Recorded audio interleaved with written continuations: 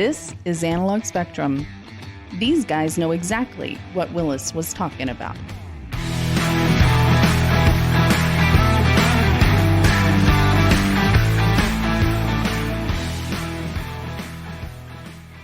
All right, we are back. This is Analog Spectrum. Tony talking to you, and I'm here with Doug. Yes, sir. And we are going to continue off our last podcast and talk more about movies. Now, we're going to do something we did a while ago, where we did a Raquel Welch kind of, what would you call that? A trifecta. Yeah, where we talked about revisiting Raquel Welch. Now, right after we did that, Raquel Welch passed away. God rest her soul. Mm-hmm. Rest in peace, Raquel Welch. Mm-hmm. I'm hoping this isn't some sort of like weird thing. If this happens again, we're out. We're not doing this shit anymore. I don't know. No, wait a minute. We got some people we could pick to review. Oh, Lord. Do we want to cork this? No, let's not do this. Let's do it. No, so today we are going to talk about John Cusack. Johnny Cusack. I'm very excited about John Cusack because I got such mixed feelings about this man. Yes.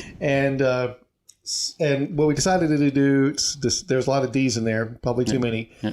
What we decided to do is pick a movie from the 80s, 90s, 2000s, and then a very recent movie. So the three movies we picked were Better Off Dead, and that was the 80s, like 85, I think. Yeah, I think it was 85. And then Grosse Pointe Blank. Yep, 90s. Right, and the last one was Never Grow Old, 2019. Okay, and John Cusack. Before we even start getting into this, one of my favorite actors. I really like John Cusack. It's funny. Until this project, I would have said the same thing. Really? Yeah. I'm looking forward to this. I'm looking forward to drilling down into that. So just like we did with Raquel Welch, let's kind of just and a lot of times we get if you haven't seen him, spoiler alert, obviously, especially for Never Grow Old because that's a most recent movie. The other ones, if you haven't seen them, I don't know what your problem is. Yeah, exactly. So, come on, man. But starting with Better Off Dead, he was a young individual. He was probably, honestly, he's a year older than me. He's 56 right now. And so that would probably have made him right around 19 years old. But he played a teenager in high school, maybe 16 or something like that, 16, 17. And it was, I forget the guy who did it, but I think his name was like Savage Steve Hammond or something. Savage, something like that, who wrote it. And he did a couple other movies. And before we did this, because both Doug and I were familiar with this movie before we came up with this, this is a movie that I think is terrible and great at the same time. That's what I would say about this. I'll say there's only one aspect to this movie that I thought was terrible, and that was the editing. Sure.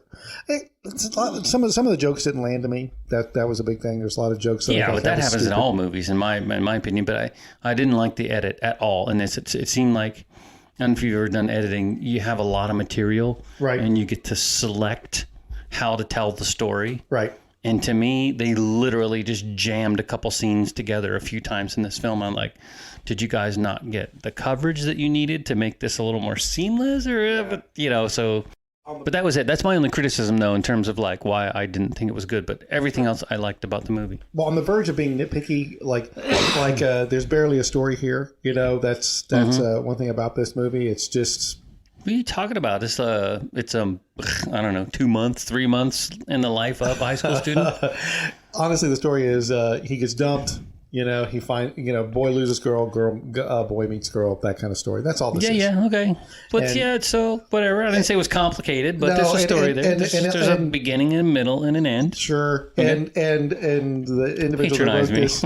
I'm coming over there. I'm not patronizing See, good thing we're doing this in person. That's it. You're going to see some whoop-ass. I think, honestly, we probably reached the same conclusion that we like this movie. Yeah, this movie's great. So it's an end. But whoever wrote it, the guy, he just like put together like a series of like these kind of insane things, like the $2 bicycle the kid, paper boy. the paper boy. That's classic. Sure, no, it's fine.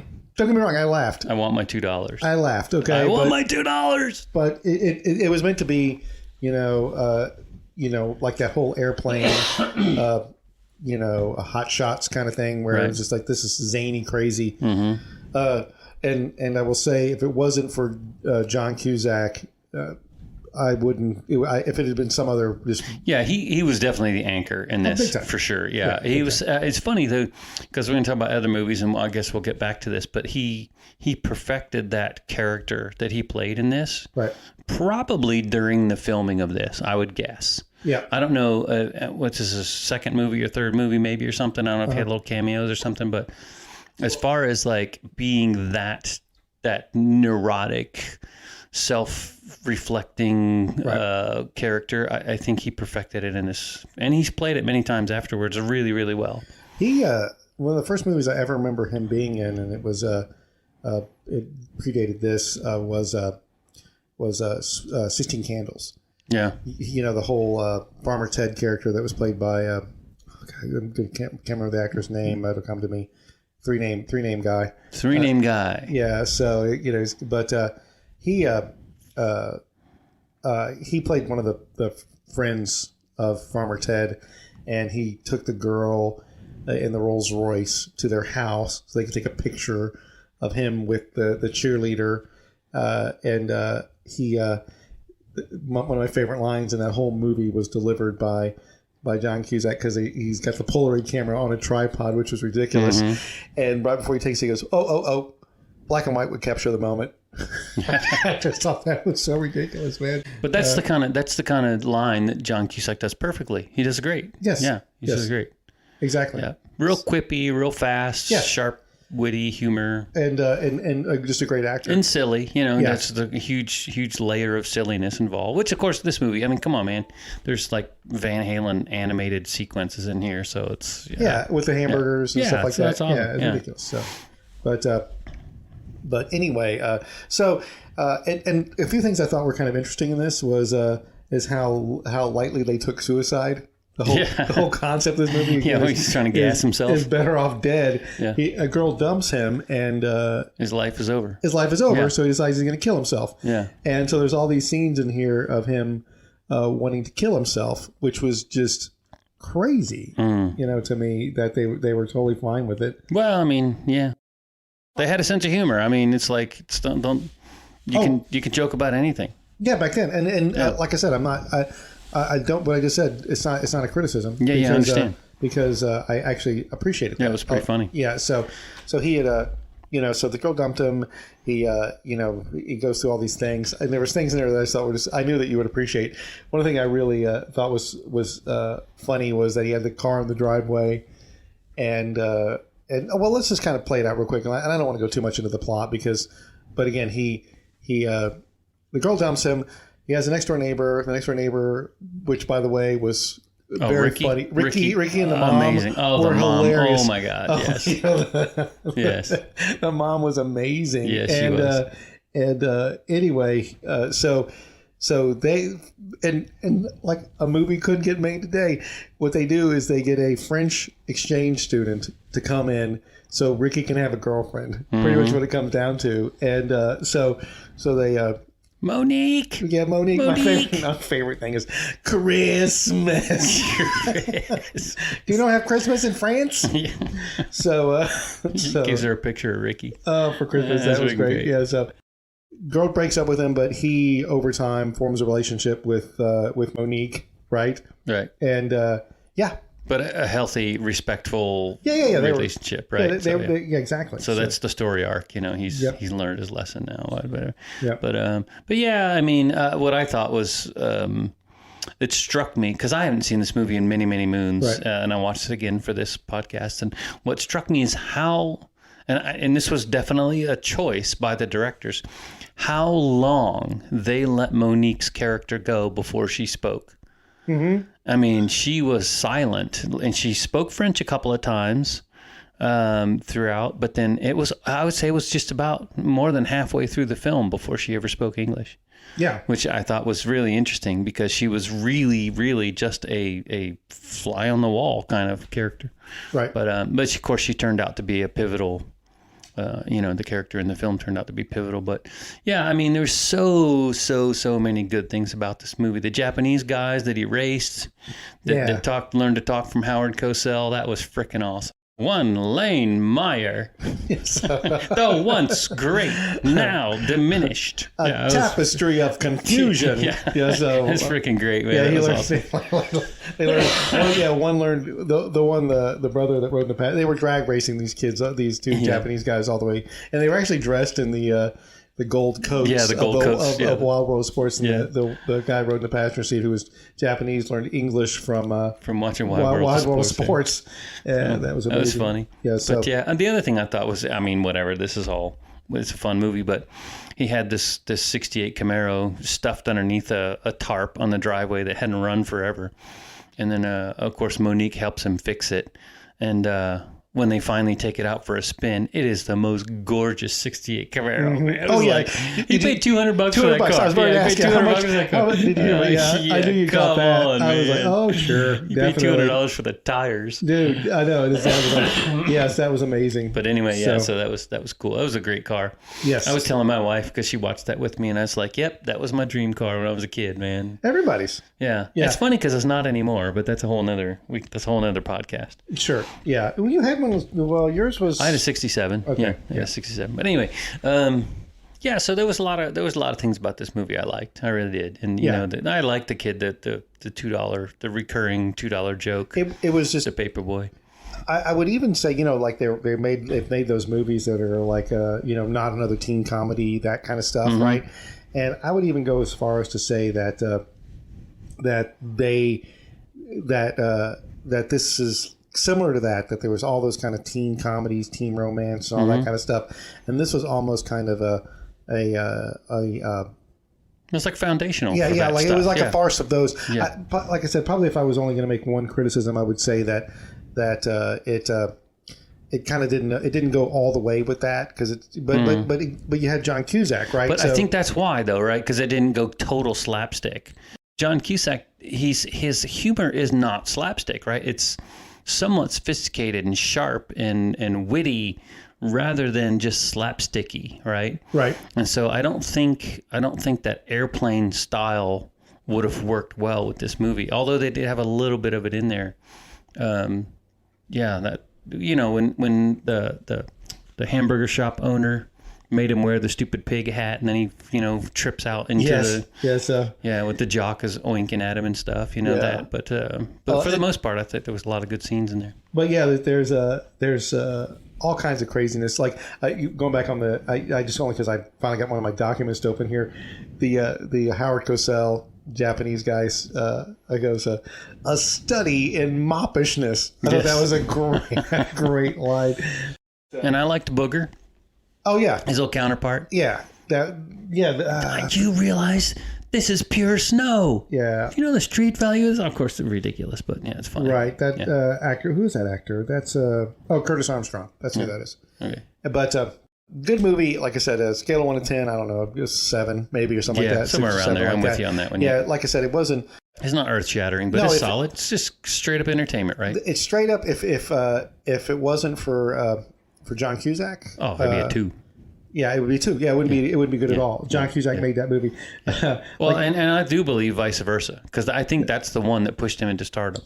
Yeah, there was a few like he and that I think that was probably at the tail end or at the front end. There was also like Say Anything, and he just became kind of this teen romance guy. Yeah, and he grew out of it, and I think that kind of there was a lot of reasons why his career, because if you think about him now, his career is kind of in this. Just like below the surface, you don't. Yeah. He's. I call that dead, but whatever. Yeah. Well, yeah, and but I don't know. But maybe we'll get into that a little bit. But, I think we might. Yes, but.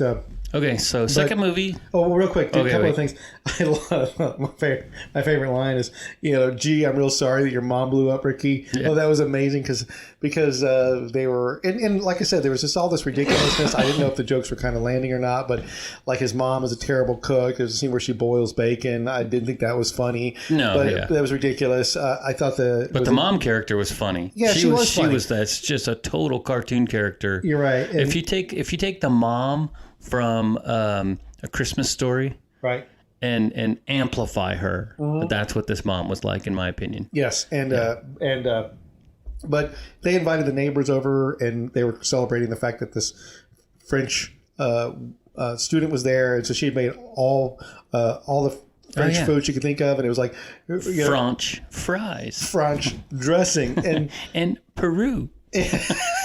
French bread, and John Cusack, in an effort to kill himself, was going to light himself on fire. He was going to drink kerosene or something. Oh no, he saw the newspaper article of the monk who burned himself on the street. Right, God, you're just like, oh my God, and he so he brought the kerosene in because he was going to douse himself, and Ricky's mom picked up the kerosene and drank it because she thought it was like liquor, and of course she lit herself on fire and blew her face off. So thank you very much for that. Well, which I also thought was the rest of the story. She had this big cast on her jaw, which was freaking funny. That just made her funnier, dude. When she's Ricky, like I said, the whole John Cusack thing, she comes out and she's like, he's like, but she doesn't speak any English. And this would not have landed if it wasn't for John Cusack, where and the mom goes, and she's just so abrasive, but in the best possible way. And she says, well, she doesn't speak English, but she speaks the international language. And John Cusack, what? And she goes, international language, the language of love. The language of love. And John Cusack goes, her, him. Oh, that makes sense. So sarcastic, man. So just amazing, Yeah, I mean, overall, it's a great one. Amazing, yeah. So, but like I said, nothing particularly outstanding about it or anything like that, though. But a good one to start with. Yeah, so, absolutely. So, what did you think of? Okay, so moving on to Grosse Pointe. Grosse Pointe Blank. What do you think? Second. Well, maybe even third time I've seen this one. I liked it. I liked it a lot. I liked it because it was still John Cusack, but in a little bit more of a layered role. Like, so he was not just that simple one-dimensional character. He had a little bit more to him. He was still neurotic as hell. He was still self-obsessed, insecure, and all that sort of stuff. But right. He also had this layer of professionalism because he plays a hitman, self-employed hitman, and his sister, which I find interesting, Joan, played his secretary in this, which I thought was good. But yeah, he's a hitman, and he's kind of perfected his craft, and he's real good at it. And right. He gets invited to his high school reunion, 10-year high school reunion. He disappeared the day he graduated high school. Didn't go to his prom. But stood up his date on prom. Prom night. Yeah. Disappeared. And then it shows up 10 years later, and he's a paid assassin. And here's the thing, like, so I've been in script development meetings before, right? When you're like, I got an idea, and whatever, and you kick stuff around. And this one, it always struck true to me from the very heart of the beginning of what that probably sounded like, is like, what happens if you go back to your high school reunion and this guy's a used car salesman and this girl's a Mary Kay dealer and whatever. And what if you're an assassin? Right. Oh yeah, and then you can play with that idea, and that's what they did, I think, to this. And I again, I thought that was a cool idea, just as a nugget, a kernel of an idea for a movie. I'm gonna go and just throw this out here. One of my favorite movies, Grosse Pointe Blank, is one of my favorite movies. Okay. I would easily say, I didn't know that. Yeah, I would easily say it's John Cusack's best movie. That's my opinion. Yeah. I'd have to watch Say Anything again, because it's been a while since I've seen that one. I would have to watch it again too. Okay. I think he's great in that. Yeah, but this one had a lot of balance, and to your point, to me the story is amazing. I thought every supporting character, I thought like the Minnie Driver character was amazing, freaking great. I thought the dialogue was insanely tight. I thought I had actually heard the kind of the theory that this is somewhat of the sequel / spiritual successor to Better Off Dead. Oh, really? Yeah, like in other words, like, but clearly it's not. But I don't buy it. Yeah. Yeah, but you think about it, it's supposed to be about a kid in high school, and then he comes back 10 years later. But okay. Yeah, I mean, for what it's worth, it's an interesting idea. Yeah, but, sure. Yeah, but with that said, he's The dialogue super tight. Dan Aykroyd is amazing. Plays Dan Aykroyd's funny as shit, man. Competing hitman, and I love the fact that people ask him what he's done or what he's doing. Yeah. And sometimes he just kind of dances around it, but then he'll just say, "I'm an assassin." Yeah. And people are like, and it just seems like such a it's coming out of him. Yeah, I like it's a joke. I like that. It's a joke. I like it. The father of Minnie Driver's character says, "Oh, it's a growth industry." Yeah, it's a growth industry. Yeah, exactly. But good for you. I loved those scenes where him and Dan Aykroyd are both like just about to shoot each other. You know, they're just like back and forth, they're back and forth, they're back and forth. Right. Just on edge. And, and so Dan Aykroyd is because he's getting in like an assassin's union together. A guild, like an guild, assassin's guild union together because there's a lot of overlap. Yeah. And in the opening scene, you know right out of the gate, it's not a surprise. You're introduced to Martin, whose last name is Blank. You know, Grosse Pointe Blank. Right. Who you're introduced to him, and he's assassinating somebody, but he's assassinating somebody to keep that assassin from assassinating somebody. And then it's a counter assassination. It's a counter assassination, but then Dan Aykroyd's character assassinates the guy he's supposed to be protecting by assassinating. So it's this kind of, and so Dan Aykroyd's like, we got to stop this. We got to stop all this overlap. All this overlap, all this competition. That way, Dan Aykroyd's character says, "Work less, make more." But and also because this happens, and because of other things that happen, he finds himself having to assassinate somebody to pay back this somewhat foiled attempt. Yeah, a couple of jobs go wrong. There's actually another one that goes wrong too, even before we get to Detroit, right, which is where the reunion takes place. Anyway, blah blah blah. But gosh, yeah, I just feel like, and also John Cusack, good action. His fight scenes are very good. Yeah, agreed. Yeah, and so I think you're coming to the one part of the movie that I didn't like, which is the German guy. Oh, was he German? Czech, whatever he was. Yeah, whatever. Yeah, dude. Every time you saw that guy in a movie in the 80s or 90s, you're like, oh, okay, he's an assassin. He's in a mafia assassin, whatever. Yeah. Yeah, I think it was almost meant to be over the top with that guy. Yeah. But he walked in there and he wants to. I can't remember what he said exactly, but he's trying to follow Martin. He's trying to assassinate Martin. He follows him into the reunion, and all that is done so well. Yeah, that was all good. The fight was good. Yeah. Well, even the reunion, and the reunion was great. Yeah, and the only thing I was almost like struggling with now, it was like the 10-year reunion, and to me 10 years is nothing. Mm-hmm. You know what I mean? I look at like a 10-year reunion, who cares? Mm-hmm. But I thought Jeremy Piven was great. Mm-hmm. I thought everybody just really did really well in their roles. Yep. Like I texted you that thing where he's talking about his father, and his father and mother got divorced, and he made the comment like, yeah, he shacked up with some woman who's a biscuit older than me, and I just thought that was a great line. that one's slung by me too quick. I don't think I got that one. And he told him at the time, yeah, so what are you doing? Yeah, I'm a hitman. And he just didn't even register.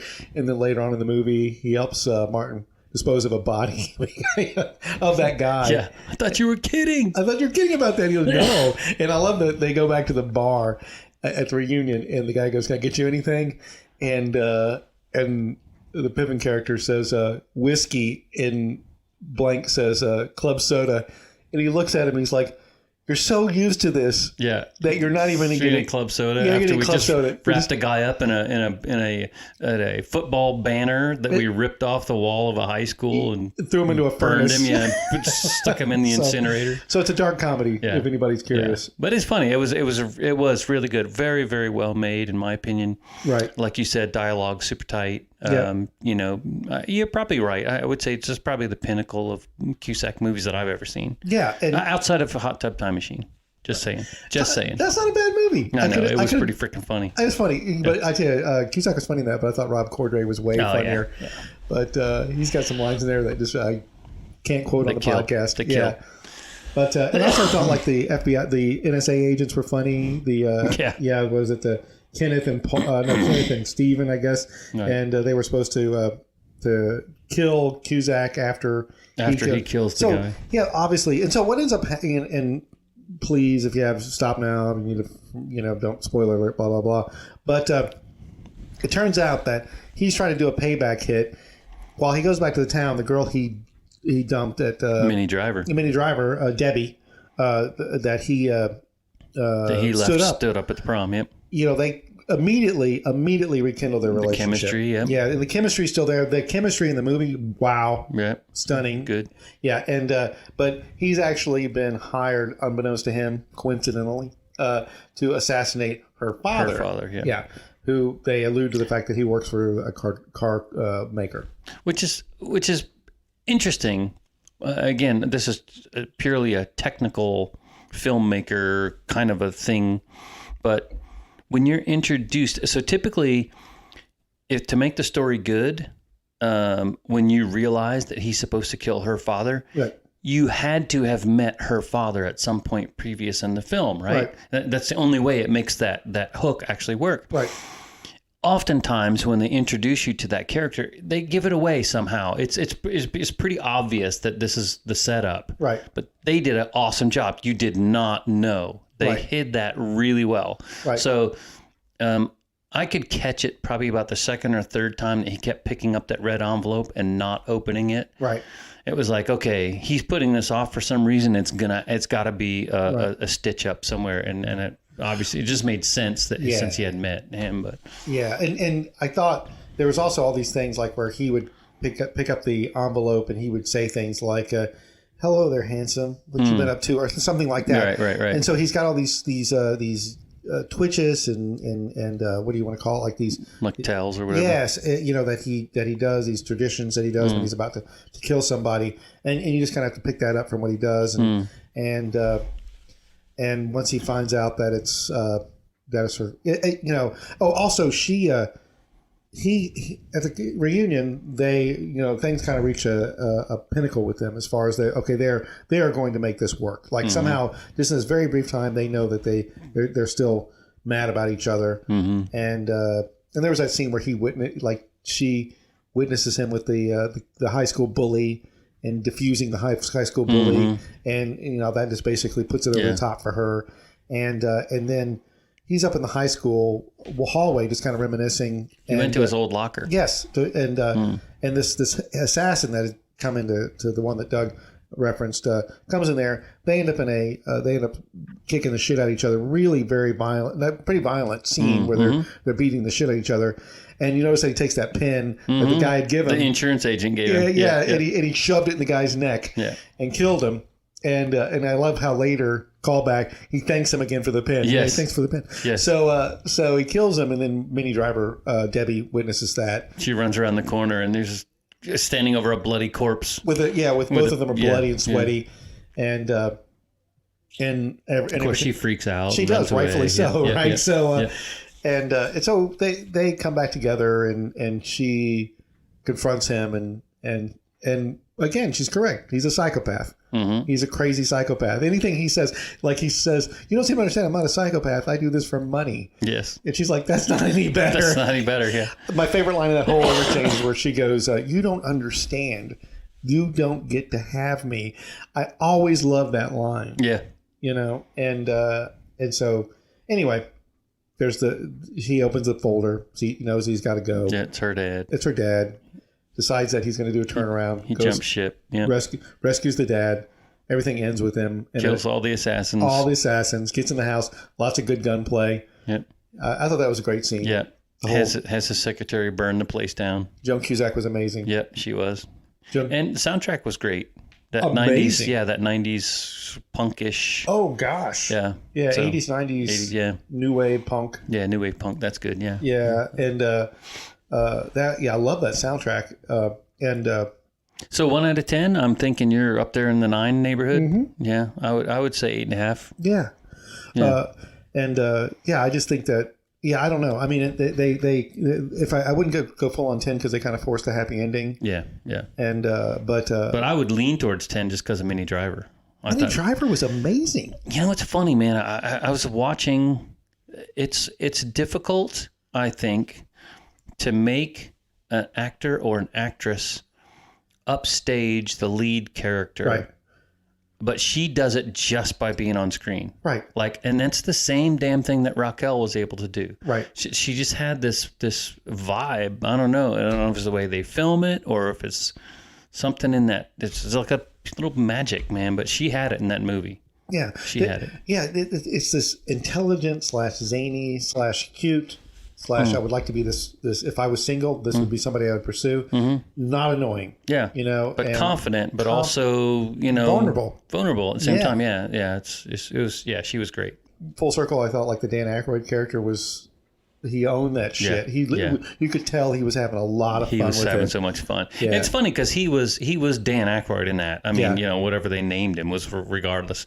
He was Dan Aykroyd with that stupid Chicago accent and that buzz cut. Yeah, he was Dan Aykroyd all the way. Which I thought was awesome. I love how when he dies, like he yells popcorn. Popcorn, yeah.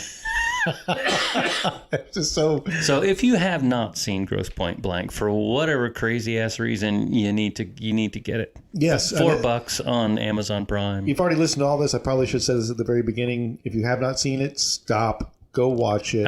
Just go watch it. It is so good. Yeah. Not that me and Tony, so you're going to give anything away. Well, again, another thing that was interesting is when they're in the bar and the woman comes over and like, hey, she's drunk. And she knocks the drink over. That's another Cusack. That's a Cusack sister. Yeah. Yeah. Oh, I didn't know that. Yeah, and then the bartender was one of his brothers. Holy mackerel! I didn't know that because again, I was on my phone while I was watching this, and I was like, but yeah, and he had a lot. John had a lot of involvement in the writing and production and so forth. Was his family in Hollywood before he started all this? I have no idea. I'm just curious if he's one of those Hollywood kids, Yeah, I love Joan Cusack, but she's so typecast. Yeah, she is all the way. All the way. Yeah. But her character in this, another great line is when they're in the very beginning and she's wearing that jacket and he calls her Sergeant Pepper. Sergeant Pepper, yeah. He's pretty freaking funny. No, that's a movie. I wonder if that was improv. Because it sounds like to me that's just like a total John Cusack thing. It's a horrible jacket. I don't know. Yeah, it's awesome. Yeah, I wonder if that was improv. That would be fun. I also loved how everybody was terrified of him, rightfully so. Yeah. Like anybody around him, his secretary was terrified of him, and he had a psychiatrist that was great too. By the way, that guy was amazing. Oh yeah, it was so, and as I get older, and it's Alan Arkin, right? I think so. It was Alan Arkin. It was an Arkin. I'm sure it's Alan Arkin. Yeah, let me tell you, it was. He actually, Alan Arkin. Yeah. So, but there's this dialogue again, very sharp dialogue between these two because I guess Martin and things happen off camera and they're not explained to you. Thank you very much for that, people. By give the us way, some credit. Yeah, we can figure shit out. But he had gone to him, and I guess sometime in the past, Martin had revealed to him that he was a man who killed people for a living. He was an assassin. And the doctor immediately was like, I don't want to be your doctor. That's it. Yeah, you can't tell me anything. Okay. Yeah. But Martin didn't give up. He's like, no, you're my doctor. Yeah. And he basically just intimidated Alan Arkin into continuing this relationship and still wanted him to give him advice. Yeah. And he's like, I can't because this has become... I'm compromised. I'm compromised. The relationship's compromised. He goes, why is it compromised? Because I'm terrified of you. Yes. And then and he goes, well, I don't think we can see each other anymore. And Martin says something like, well, you may not want to do that because I know where you live. And he goes, that's what I'm talking about. Yeah, he was awesome in that. Yeah, all of them were. And John Cusack just was sitting right in it. Yeah, so this is one I did feel like that he was pretty much the center, and held that center very, very well until Minnie Driver comes on screen and she just steals it from him every shot. In my opinion, that's just, Minnie Driver, man. Yeah, she was awesome. But okay, so yeah, if you haven't seen it, go see it. Me and Tony both give that one a 9, 8.5 to 9. So go see it. Moving on. What's next? Never Grow Old. Never Grow Old. Give me your thoughts. One of the worst movies I've seen. Really? You didn't like it? I thought it was horrendous. Okay, so just some background on this. This is a Western. It's a revisionist Western, and what that means is that it's not your typical John Wayne Western where, cowboys are good and all that kind of stuff. It's just a very strange movie, and it's about and John Cusack is not the star of this, but I don't even know. Well, I don't know. What would you call him? Co-star then? I mean, he was center stage. He was the antagonist. Yeah, but I mean, he was center stage for a lot of it. But the star was the guy who played the Undertaker, right? Yeah. So the Irishman. Yeah, and I wouldn't say it was the worst. I didn't love it, but anyway. So you have this Undertaker in a town, probably like the late 1800s, mid-late 1800s. Were they in Nevada or something, weren't they? No, it was. Well, they said they weren't going to California. They didn't say They were on the way to California. They were on the way to It might have been California, Arizona. and- They told you in the beginning where they were. I can't remember. Yeah, Something like that. West. Some 3-building town, in the mountains on the way to California. So it could have been like Oregon. I don't freaking know, or northern Nevada.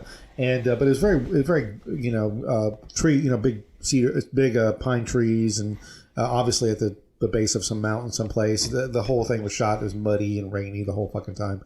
And Emil Hirsch plays an undertaker. His name is Patrick, and he's got a wife and 2 kids. And the town they're in is pretty much locked down by the minister, who's this old gray-haired fire and brimstone kind of guy. Mm-hmm. They've gotten rid of all the prostitution, the saloons, and everything in the town. Yep, no drinking, no whoring, nothing like that. And through a series of events, John Cusack... You say that like it's a bad thing. I just noticed that tone of your voice. I'm just saying. I would like in case anybody didn't catch that. Think of it more of a non-judgmental tone. Okay. So through a series of events, John Cusack comes to town with his gang of 2. His gang of 2. His name is Dutch, and he's just I don't really think of him as a bad guy. He's just kind of more of a force of nature. He just basically is like, hey, they don't have a saloon. So he reopens the saloon, buys a saloon, gets whores, and everything starts going. But because this individual is an undertaker, every bad thing that John Cusack does, he profits from it because it involves killing people. And so this guy ends up in this kind of conundrum and plus everybody's terrified of Dutch, which is the John Cusack character. So not only is he profiting from him, he's also being kind of manipulated by this guy. Right. Anyway, and so everything kind of plays out and bad shit ensues. Yeah, there was a lot about this movie that I did not like, and one of those you touched on, which was it was dark and rainy every scene, just about. I mean, it's why they buried people in the sunlight. Right. It was always sunny and bright and cheery when they were burying people, but yeah, that's a style choice from the director and those folks, and I just think it was way too heavy-handed. It was just way too heavy-handed. The sound I thought was awful, and again, this is technical stuff that I just noticed. Right. If you were seeing that in the theater, it was probably sound was fine, but if you have any background noise, if people were talking most of the time, they were mumbling. Yep. So quietly you couldn't really catch the dialogue, and then next thing you know, of course, horses go by and it's thunderous. And yeah, maybe I could have adjusted my TV or something. I don't know, but I didn't find it worth it. I really didn't. I watched it with the subtitles on. Oh shit! I did. Yeah. So. Well, that says a lot. But anyway, I thought John Cusack was way too stiff, forced acting. He was fat, he was ugly, which of course kind of leans into that character of being unlikable, which I get. But again, I was thinking about this the other day, and just take another cowboy movie where there's a bad guy that you really don't like. What was that? Gene Hackman in The Quick and the Dead. Okay. Vicious, ruthless guy, right? But he was also charming. He had another side to him. There's like, you know what? If you were on that guy's side, probably pretty good, Well, what about Gene Hackman in Unforgiven? I'd have to think about that character. Yeah, same thing though, right? Because he was multifaceted. Right. But what I was going to say is they tried to do that with the Cusack character, because he said at some point like, "Hey," he was talking to the Undertaker, and he had done a couple of jobs already, and he's like, "Oh yeah, would a guy like you consider being, you got a wife, you got kids, all, okay, so he's the stand-up family man. Would you consider being friends with a guy like me?" So it showed a little bit of self-awareness, right? But at the same time, like you said, everybody was scared of him, so that kind of like he forced himself to force that guy to be his friend, which is not really a friend, and all that weird stuff. But it was ham-fisted, man. I just thought that was, and I don't think Cusack did a good job playing that role. Maybe that's what it was meant to be, and he did a great job. But either way, I don't think it came off good at all, in my opinion. I don't know. I think Cusack's a good actor. You know what I mean? So I don't take that away from him. But this role that he was in. I think he did. I think he did okay with what they were trying to accomplish. So I guess what I'm trying to say, maybe in a strange way, is he was believable in this role.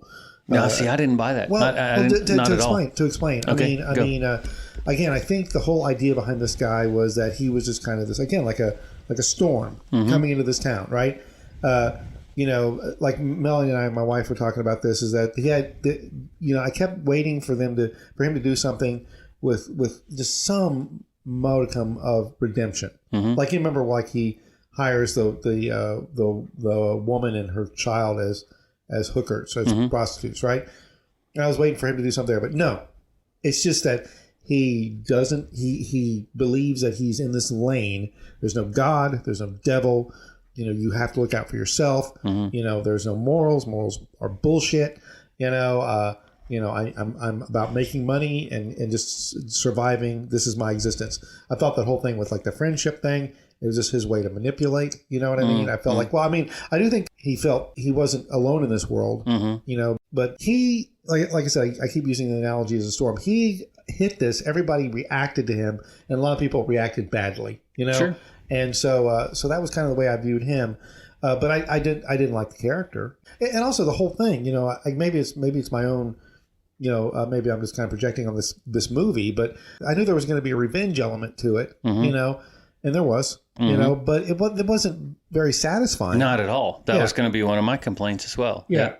So it just, I don't know. It just, I do think you're right on that. I think the people that made this, the writers, directors, and so forth, they wanted to be symbolic, and they wanted to, and like how it was all rainy and muddy and shitty. Yeah. And you're like, okay, I fucking get it. You know what I mean? I get that. And I guess maybe once they were like, okay, we committed to this now. Yeah. Let's just freaking keep going with it, So it's kind of like I felt like that in some of the Batman movies. It's always that way, Yeah.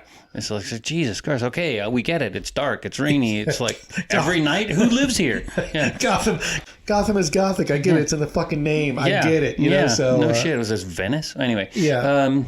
So let's talk about some of the good stuff, because I will bash this movie for anybody ever ask me about it. I seriously doubt, because 7 people have probably seen it. Right. But I loved the scene when the preacher burnt down the whorehouse. That was fun. That was great. I mean, I think the setup was good. Right. The filming of it was great, and that shot of him with from behind with a burning whorehouse and people screaming and shit, and he was on his knees. I was almost like it was almost a Platoon moment. Yeah. You know what I mean? Where Zach, or what his name, comes out of the jungle and gets shot. That was great. Yeah. And then on the flip side of that, the revenge was like, that was terrible. That was awful. I mean, the setup was good, right? They showed him saving his money, and then that's it. You've taken my loved one away from me. Right. I'm spending all this that I was going to spend on her and buy a gun and get you. So all the setup was good, but man, how unsatisfying could that be? Yeah. Well, they've made movies like that where, there's an individual who superficial. Well, like, for example, like the movie Nobody with what's that actor's name? I want to say Cranston, but it's the other guy. It's the other guy, yeah. He's milquetoast, but underneath he's a killer, right? Right. And that's what the vibe I was getting from this, and it kind of played into that a little bit because but he's a killer for what, like 30 seconds, right? And also and they didn't even show you like his really hard side, right? The only way they reveal that to you is John Cusack saying, "I don't see fear in your eyes no more." I'm like, oh Jesus, that's just shitty dialogue. Sophomores write that stuff. You know what I mean? Like, come on, man. Again, I don't know what the politics and stuff are on set and all these movies, but I would think if I was John Cusack and I read that, I would say to my agent, like, "Hey, man, give me some input on dialogue or something." And it's funny because he kept saying that about the fear, and I'm thinking, I don't know. I mean, I think I'm supposed to say that, as the guy who watches this movie, I don't freaking see fear. He's pissed. Yeah, that guy's not afraid. Yeah, he's freaking pissed right now. So I thought that was weird. Yeah. By the way, Bob Odenkirk is in Nobody. Bob Odenkirk. And if you've ever seen that movie, Nobody, right? It's great. And but. Like you were saying, there's a whole play up where he buys like the blunderbuss because I just want a gun that can kill everybody. Yeah. And so he buys a blunderbuss, which I thought was kind of interesting, I guess, But and he loaded it with nails and shit. And coins. Yeah, I thought that was great. Yeah, that was a very cool idea. Yeah. Because he was going to shoot him with what the money that he was paying him. Yeah. But don't forget now, so how Cusack's character was introduced to us was a bounty hunter, right? He went looking, he woke that guy up in the middle of the night Right. to find somebody's house because he was tracking that guy. Right. And then all of a sudden, it's opportunistic. He's got this money to buy the brothel. Like, the story, it took a left turn. I was like, wait a minute. Because I was waiting for to me, the more believable, if you want to call it that, story would have been he heads off and goes, finds that guy, and then Right. brings him back to town and hangs him or shoots him in front of the Right. town or something like that. You know what I Right. mean? But that guy never came up again. No, he did kill him. What, down in the trench there? Yes, was that the guy. same guy? That was okay. the same guy. Okay. So that was unclear to me. Yeah, that was the same guy. He killed him, and I thought that, like I said, one of the reasons I did like the Cusack character is there was that whole speech he made to where he said, like, look, this, you may think this is cold blooded. Yeah, but he stole from me. He stole from me, and he's actually my friend. I thought not the worst movie I've ever seen. I would say that there's moments in there that I was like, well, that's an interesting choice, and I like what you're doing here. Like you said, I like the whole, getting back to the whole burning down of the saloon and the whorehouse. Mm-hmm. That in so many movies, that kind of thing gets set up where you got a priest or minister, and he just ends up like fading out and getting killed. No, this dude was righteous. This all the way guy was through, righteous man. all the way, and he was sick by what had transpired. He was not a good person either. Yes, he was a bad person too. Well, they made that pretty clear from the beginning. So. Yes, they were. I wouldn't say they're necessarily polar opposites, but he definitely was not okay with what was transpiring. But rather than just like stumbling into the saloon and getting shot, no, he freaking brought down the wrath. He did. Yeah, he did. Yeah. So. But yeah, so I thought there was moments in there that I was like, oh yeah, this is okay, but it really wasn't a Cusack movie. It was that Emil Hirsch, the Pat was the main character in this, and I thought he was pretty good. I actually, he was a likable character, and all of that. Oh, I got his trauma. You know what I mean? I kind of got what he was going through. I mean, they made it painfully clear about all the, like he was stuck in this really weird middle place, and he got dragged into it. It wasn't his choice, because again, the what made it so interesting was that he was profiting from the pure evil that was the Cusack character, right.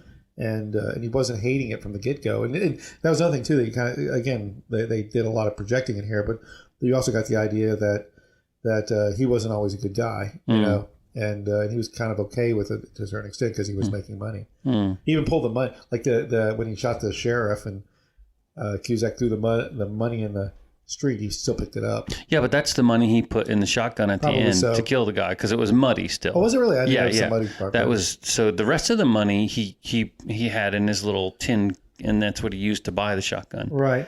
And then that muddy stuff is what he shot him with his own money. Yeah. So you're saying, like I said, I don't know. I don't. It was a know little cliche, but whatever. No, I mean, I mean, as far as like ranking this movie, it's, well, let me just say this: I would watch this before I watch MASH. But barely. So just saying. I would watch this before I'd listen to one half a Police song.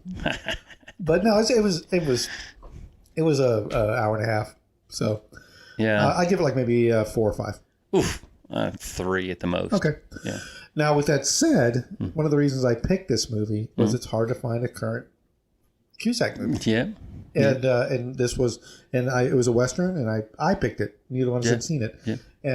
And so Cusack, interestingly, I just always felt that he was kind of had the potential to be the next big thing, but he never became. See, I never saw him as that. I always saw him as that middle ground kind of guy. He was never going to be a Tom Cruise or one of those. I always saw him as that, just a solid, dependable guy that makes good movies, but never.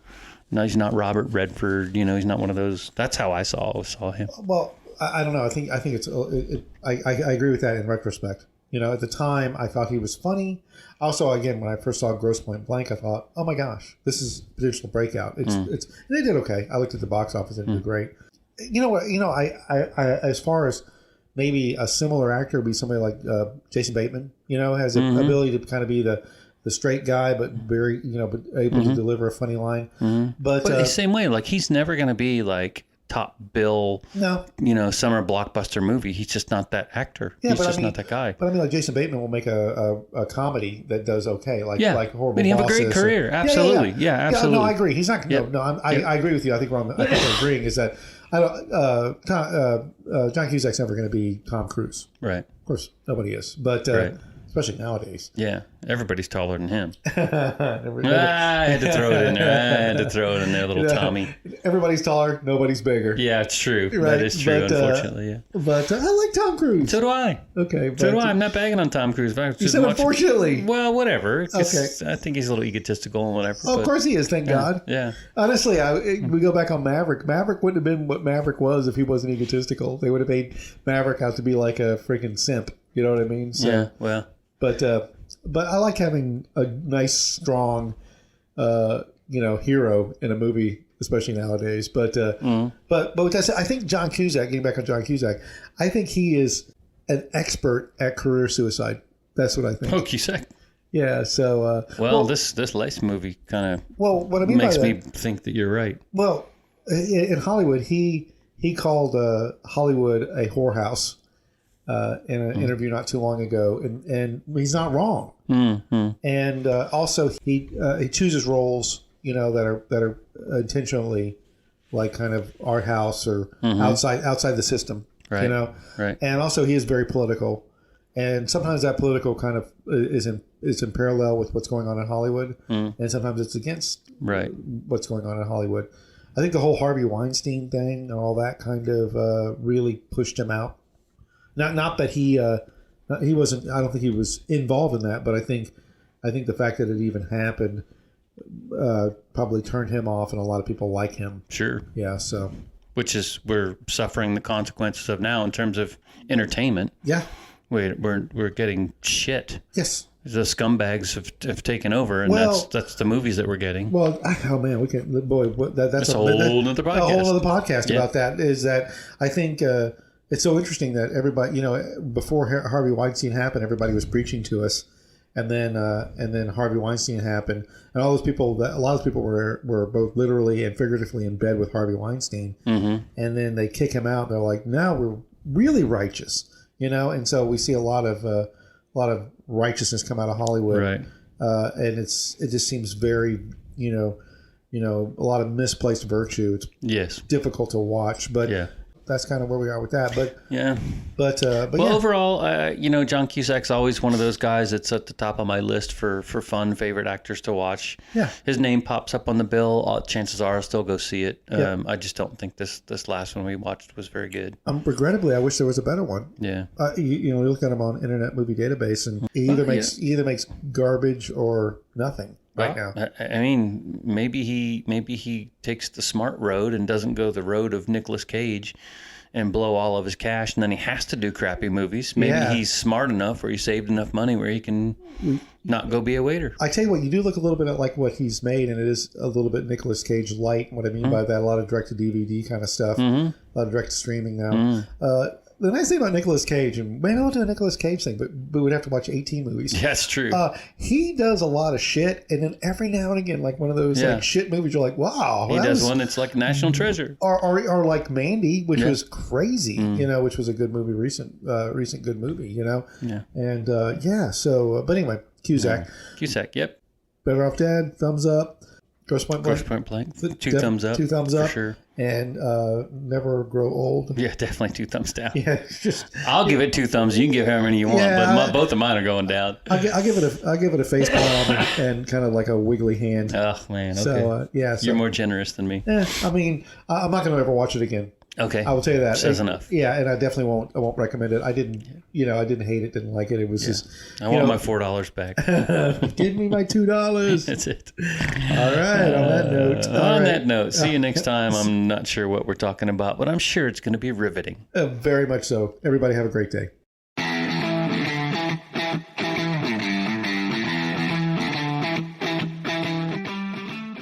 This has been an Analog Spectrum production and presentation. As always, it means a ton to both me and Doug that you took time to listen to our show. We enjoy making these things, but we get a massive kick out of knowing we have a few friends hearing what we have to say. This is about the 4th outro I've done, so let's keep it short. Please subscribe, share, and if you like what you're hearing, give us a top-notch 5-star review. Finally, feel free to email us, Facebook message us, or tweet at us. We love feedback and criticism, as long as it's constructive, and we're always interested in new show ideas. Well, that's all I have for now. The shows will keep coming, I promise you that. Thanks again for hanging out with me and all of us at Analog Spectrum. We'll see you again soon.